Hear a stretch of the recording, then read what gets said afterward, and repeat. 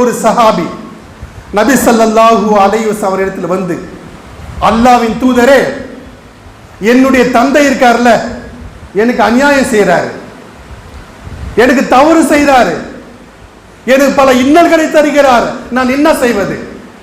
ஒரு சஹாபி அல்லாஹ்வின் தூதர்கிட்ட கேட்கிறாரு.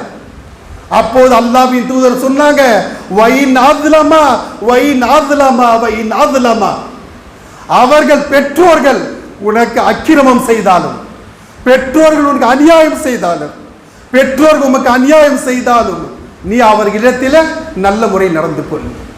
நீ நல்ல முறையில் நடந்து கொண்டால் அல்லாஹ் அதன் காரணமாக அதன் பகரமாக உமக்கு சொர்க்கத்தை தந்து விடுவான். அவங்க செய்யறாங்கல்ல, அதுக்கு அல்லாஹ் அவங்க பதில் சொல்லிப்பாங்க. உன்னுடைய விஷயத்திலே நீ சரியாக முறையாக நடந்து கொள் என்று நபிகள் நாயகம் ஸல்லல்லாஹு அலைஹி வஸல்லம் அவர்கள் நமக்கு வலியுறுத்துகிறார்கள்.